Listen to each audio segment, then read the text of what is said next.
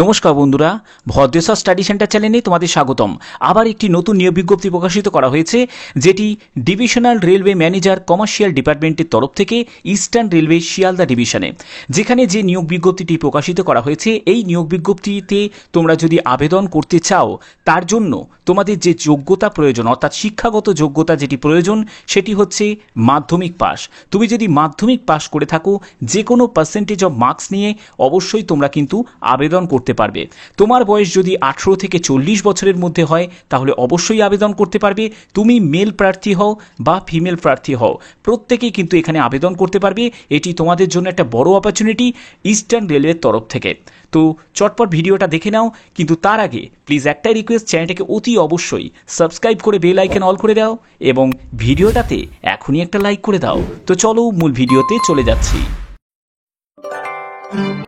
করে নিয়েছি, এখানে তোমরা দেখতে পাচ্ছ যে place of submission of application, অর্থাৎ অ্যাপ্লিকেশন ফর্ম তোমাদের সাবমিট করার জন্য কোথায় পাঠাতে হবে।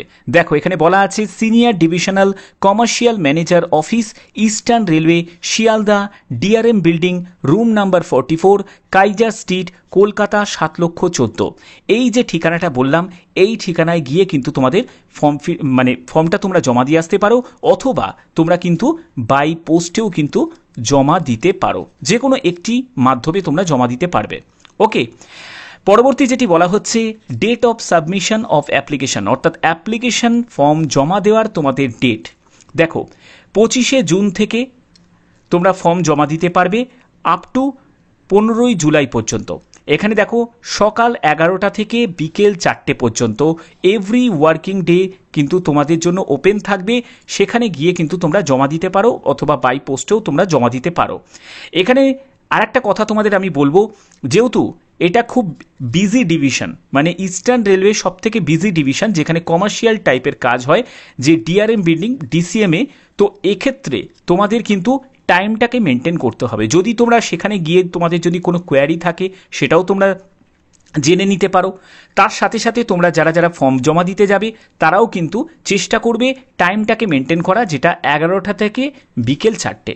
ঠিক আছে, এখানে দেখো তোমাদের পরবর্তী যেটি বলা হচ্ছে অ্যান্ড অন 16/7/2024 দুপুর 2টো পর্যন্ত, অর্থাৎ এক্স্যাক্টলি তোমাদের এখানে যে লাস্ট ডেট, সেটি কিন্তু 16/7/2024 2টো পর্যন্ত তোমরা কিন্তু এই ফর্মটা জমা দিতে পারবে।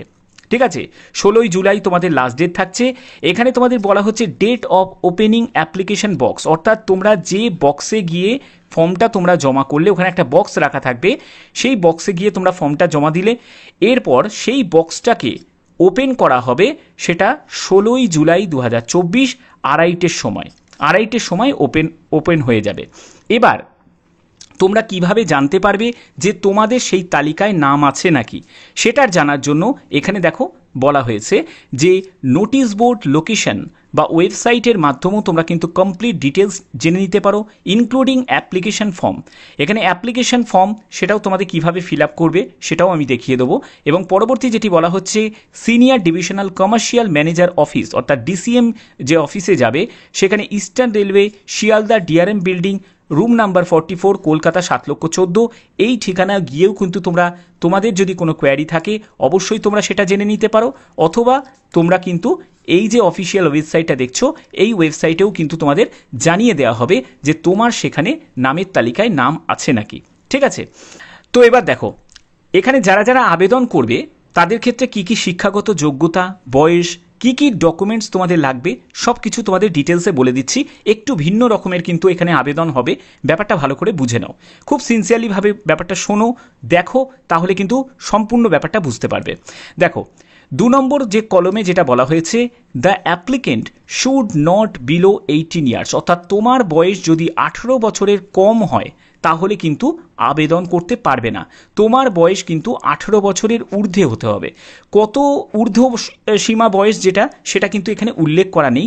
তবে আগে যখন তোমার শিয়ালদা ডিভিশনে যখন বেরিয়েছিল, সেখানে কিন্তু 45 বছর উল্লেখ করা ছিল।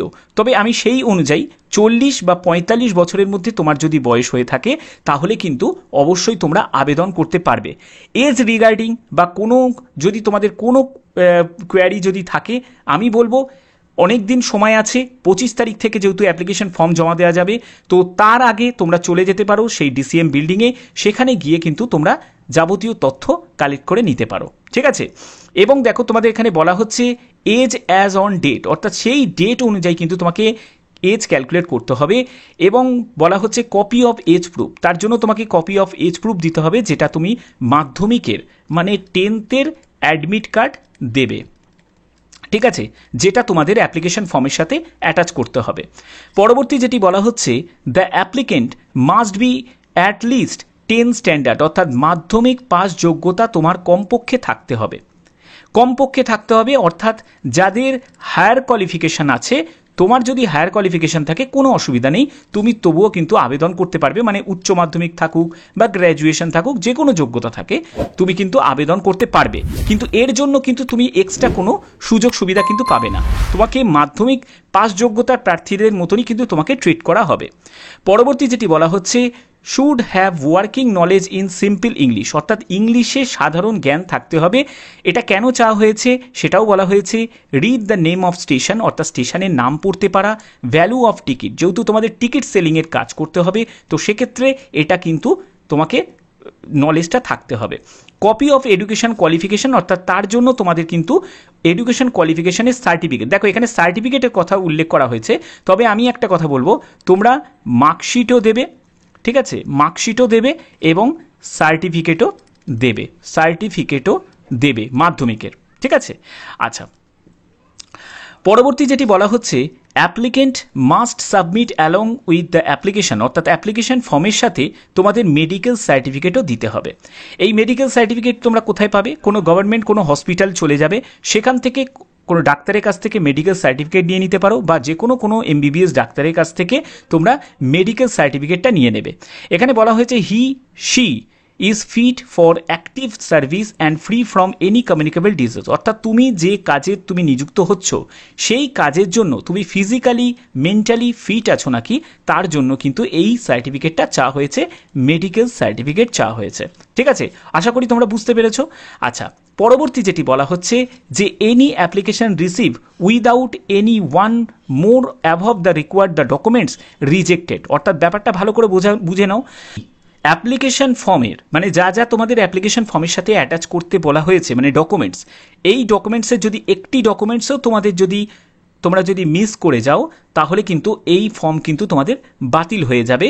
তো এটা কিন্তু স্পষ্ট করে উল্লেখ করা আছে, তার জন্যই আমি ভিডিওটা ধৈর্য করে তোমাদের দেখতে বলি, যাতে সম্পূর্ণ ব্যাপারটা বুঝে নিতে পারো। পরবর্তী যেটি বলা হচ্ছে all the documents in original support above condition should be produced before the selection committee when called for, অর্থাৎ তোমাদের যে সিলেকশন, এখানে সিলেকশনের ক্ষেত্রে তোমরা জানো যে কোনো রিটিন এক্সাম কিন্তু হবে না, ঠিক আছে। অর্থাৎ তোমাদের ডাকা হবে, সিম্পলি ডাকা হবে, যাদের সব কিছু স্ক্রুটিনাইজ করা পরে, ডকুমেন্ট সব কিছু দেখার পরে তাদেরকে ডাকা হবে, এবং কিছু হয়তো তোমাদের সেই রিলেটেড কিছু প্রশ্ন জিজ্ঞেস করবে। তো সেখানে কিন্তু তোমাকে অরিজিনাল ডকুমেন্টস তোমাকে কিন্তু প্রডিউস করতে হবে, অর্থাৎ তোমরা বলতে পারো এখানে সিম্পলি যেটা হবে সেটা কিন্তু ডিভি হবে, ঠিক আছে, মানে ডাইরেক্ট তোমাদের ডকুমেন্ট ভেরিফিকেশন হবে। পরবর্তী যেটি বলা হচ্ছে the applicant must not hold contact any other হল স্টেশন, অর্থাৎ তুমি যদি অন্য কোনো হল স্টেশনে কর্মরত থাকো তাহলে কিন্তু তুমি এখানে আবেদন করতে পারবে না। তুমি যদি একদম ফ্রেশার হও, কোনো জায়গায় তুমি হল স্টেশনে কোনো কাজ করছো না, তাহলে কিন্তু এখানে আবেদন করতে পারবে। কারণ তুমি ধরো একটা স্টেশনে অলরেডি তুমি কাজ করছো, তাহলে তুমি আর একটা কাজ করবে কি করে? ব্যাপারটা বোঝা গেল? এর জন্যই এটা বলা হয়েছে। ওকে, তো এবার দেখে নাও যে তোমরা অ্যাপ্লিকেশন ফর্মটা তোমরা কিভাবে ফিল আপ করবে।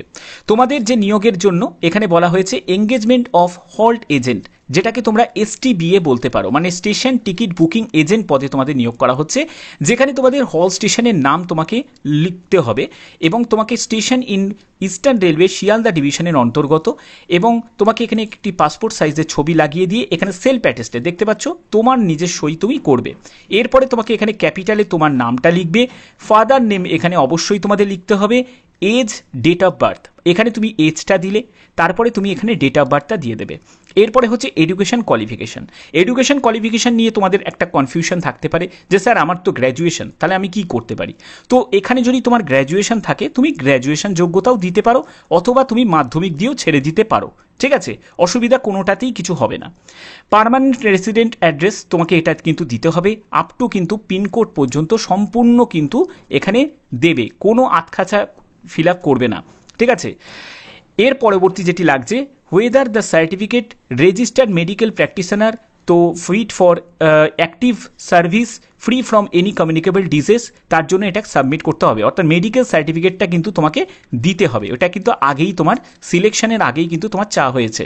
তো সেক্ষেত্রে তুমি মেডিকেল সার্টিফিকেটটা দিচ্ছ, তার জন্য এখানে সিম্পলি তুমি ইয়েস বলে লিখে দেবে। ওকে, আচ্ছা, এর পরবর্তী যেটি লাগছে সেটি হচ্ছে whether the applicant is having contact for any other হল স্টেশন। তুমি কি অন্য কোনো হল স্টেশনে এখন কি কোনো কর্মরত আছো? যদি কর্মরত থাকো তাহলে কিন্তু এই ফর্মটাও ফিল আপ করতে পারবে না, এবং এখানে সিম্পলি তোমাকে নো বলে লিখে দিতে হবে। যদি তুমি ফিল আপ না, মানে অন্য হল স্টেশনে তুমি যদি কর্মরত না হয়ে থাকো তাহলে এখানে নো বলে লিখবে, আর ইয়েস হলে তো তুমি কখনোই ফিল আপ করতে পারবে না, তোমার এই ফর্মটা রিজেক্ট করে দেওয়া হবে। তো এর পরবর্তী যেটি সেটি হচ্ছে তোমাকে এখানে সই করতে হবে, এবং যে ডেটে তুমি অ্যাপ্লিকেশন ফর্মটা গিয়ে জমা দিয়ে আসছো বা পোস্ট অফিসের মাধ্যমে জমা করছো সেই ডেটটাই কিন্তু এখানে মেনশন করবে, অন্য কোনো ডেট কিন্তু মেনশন করবে না, ঠিক আছে, কারণ ডিভি যখন হবে তখন কিন্তু এগুলোও চেক করা হবে। ব্যাপারটা বোঝা গেল? আচ্ছা, এর পরবর্তী সেটি হচ্ছে এখানে তোমার নামটা লিখবে, সন ডটার অফ, এখানে তোমার ফাদারের নাম লিখবে। এবার দেখো তোমাদের সন অবলিক দিয়ে ডটার লেখা আছে, অর্থাৎ বুঝতে পারছো পুরুষ মহিলা উভয় প্রার্থীরাই কিন্তু এখানে আবেদন করতে পারবে। এরপরে তোমাকে এখানে সই করতে হবে, সই করার পরে এই অ্যাপ্লিকেশন ফর্মটা তোমাদের সম্পূর্ণ রকমভাবে কমপ্লিট হয়ে গেল ফিল আপ করা। ওকে, এর সঙ্গে প্রয়োজনীয় ডকুমেন্টস সেটাও আমি বলে দিয়েছি। আচ্ছা, তোমাদের যে নিয়োগটি করা হচ্ছে সেটি হচ্ছে application for engagement of halt contractor Satberia halt station, সেখানে নিয়োগটি করা হচ্ছে, যেটি ডিস্ট্রিক্ট অফ নর্থ চব্বিশ পরগনা, নর্থ চব্বিশ পরগনা ডিস্ট্রিক্টের সাতবেরিয়া হল স্টেশনে নিয়োগ করা হচ্ছে। তোমাকে কিন্তু সেই স্টেশনেরই কিন্তু লোকাল রেসিডেন্ট হতে হবে, তাহলেই কিন্তু আবেদন করতে পারবে। এবং দেখো তোমাদের এই যে সাতবেরিয়া হল স্টেশন, এটা হচ্ছে তোমার বনগাঁ আর গোপালনগর স্টেশনের মাঝেই কিন্তু পড়ছে। তো এবার দেখো তোমাদের এই যে নিয়োগটা হলে, তো এখানে নিয়োগ হওয়ার পরে তোমাদের এটা কিন্তু সম্পূর্ণ যেহেতু একটা কমিশন বেসিস একটা জব, তো সেক্ষেত্রে তোমাদের যে কমিশনটা যেটা থাকবে সেটা হচ্ছে তোমাদের সেলস টার্নওভারের ভিত্তিতে, অর্থাৎ তোমাদের 1 টাকা থেকে 15,000 টাকার টিকিট সেলের ওপর 15%, 15,001 টাকা থেকে 50,000-এর ওপর 12%, 50,001 টাকা থেকে 1 লাখ টাকার ওপর হচ্ছে তোমাদের 9%, 1,01 টাকা থেকে 2 লাখ টাকার মধ্যে হলে 6%, 2,01 টাকা বা তার উপরে হলে হচ্ছে 3%। এবার তোমাদের প্রশ্ন থাকতে পারে যে স্যার এত টাকা কি টিকিট সেল আদৌ হতে পারে? নিশ্চয়ই হতে পারে। তোমাকে যদি কোনো বিজি স্টেশনে দেয় তাহলে কিন্তু এই টিকিট সেল করাটা কিন্তু কোনো মানে ডিফিকাল্ট কোনো কাজ কিন্তু নয়, কারণ তোমরা জানো যে এখনও কিন্তু অনেকেই কিন্তু কাউন্টারে লাইন দিতে চায় না, তারা শর্টকাট কিন্তু অনেক যে ইউটিএস মেশিন আছে সেখানে কিন্তু মানে টিকিটটা কেটে নেয়। তো সেক্ষেত্রে তোমাদের কিন্তু এইখানে এই টার্নওভার কিন্তু তোমরা খুব সহজেই কিন্তু কমপ্লিট করে নিতে পারবে, ঠিক আছে। তো এখানে তোমাদের যে কাজটি সেটা কিন্তু সম্পূর্ণ একটি কন্ট্রাকচুয়াল ভিত্তিতে, এবং তোমাদের এখানে কাজের মেয়াদও কিন্তু উল্লেখ করা হয়েছে। এবার দেখো তোমাদের কাজের মেয়াদটা কেমন থাকবে। এখানে কাজের মেয়াদ যেটা বলা হয়েছে সেটি হচ্ছে 5 বছর থাকবে, এবং পরবর্তী সময় কিন্তু আরও 5 বছর তোমাদের এক্সটেন্ড করা হবে, অর্থাৎ 5 বছর প্লাস 5 বছর 10 বছর তুমি কোনো জায়গায় একটা কাজ কিন্তু করতে পারছো। আমি সাথে সাথে বলবো, যদি তোমরা মনে করো যে না আমি এখানে কাজ করতে করতে আমি একটা পার্মানেন্ট কোনো জায়গায় কাজ পেয়ে গেছি, বা রেলেরই কোনো জায়গায় একটা তোমরা এনটিপিসি বা সামনে যেহেতু তোমাদের এনটিপিসি বা গ্রুপ ডি যেহেতু তোমাদের অনেক আবেদন আছে তো হবে, ঠিক আছে, তো বিজ্ঞপ্তি বেরোবে, তো সেক্ষেত্রে তোমরা যদি সেখানে যদি কোনো চাকরি যদি পেয়ে যাও তাহলে সেখানে তুমি জয়েন করে যাবে, এটা ছেড়ে দেবে, তো এটা একটা হতে পারে। কিন্তু প্রথম পর্যায়ে কিন্তু তোমাদের এই 5 বছর তোমাদের কাজে থাকতে হবে, তারপরে যদি তোমাদের পারফরমেন্স যদি ভালো হয় তাহলে কিন্তু আরও 5 বছর কিন্তু তোমাদেরকে এক্সটেন্ড করবে, ঠিক আছে। তো এইগুলো হচ্ছে তোমাদের সম্পূর্ণ এখানে উল্লেখ করা আছে। তো অবশ্যই কিন্তু তোমরা তোমাদের ডিস্ট্রিক্টের নাম কিন্তু তোমরা উল্লেখ করবে প্রত্যেকে, কিন্তু আমি চাই প্রত্যেকে তোমাদের ডিস্ট্রিক্ট, ঠিক আছে, তোমাদের যে ডিস্ট্রিক্ট এবং সাথে সাথে তোমাদের যে নিয়ারেস্ট স্টেশন, ঠিক আছে, নিয়ারেস্ট স্টেশন তোমরা কিন্তু উল্লেখ করবে প্রত্যেকে তোমরা তোমাদের নিয়ারেস্ট স্টেশন এবং ডিস্ট্রিক্টের নাম উল্লেখ করবে। যখনই তোমাদের কোনো ডিস্ট্রিক্টের বিজ্ঞপ্তি যখনই প্রকাশিত করা হবে এবং স্টেশনের বিজ্ঞপ্তি যখনই প্রকাশিত করা হবে, অবশ্যই কিন্তু আমার চ্যানেলের মাধ্যমে তোমরা সবার আগে ইনফরমেশন পাবে। আচ্ছা, তো অবশ্যই তো আশা করি তোমাদের ভিডিওটার মাধ্যমে যে যে ইনফরমেশানগুলো ছিল সেগুলো সম্পূর্ণ তোমাদের কাছে আমি তুলে ধরলাম। তো যারা যারা আমার ভিডিও দেখছো তারা প্রত্যেকে কিন্তু তোমাদের যে ডিস্ট্রিক্টের নাম কিন্তু তোমরা উল্লেখ করবে, সাথে সাথে তোমাদের যে নিয়ারেস্ট স্টেশনের নাম কিন্তু উল্লেখ করবে। হতেই পারে এর পরবর্তী যে নোটিফিকেশান বেরোবে সেটা হয়তো তোমাদের স্টেশনেরই বেরোবে, তোমাদের ডিস্ট্রিক্টের বেরোবে। তার জন্য অবশ্যই কিন্তু তোমরা কমেন্টে প্রত্যেকে কিন্তু তোমরা সেটা লিখবে। তো আশা করি তোমাদের ভিডিওটা ভালো লেগেছে। ভিডিওটার মাধ্যমে আমি সম্পূর্ণ ব্যাপারটাকে তোমাদের সুন্দর করে বুঝিয়ে দিলাম। তো এরকমই ইনফরমেটিভ ভিডিও পাওয়ার জন্য অবশ্যই চ্যানেলটাকে সাবস্ক্রাইব করে বেল আইকন অল করে রাখবে। তো এখনের মতো এটুকুই, টাটা।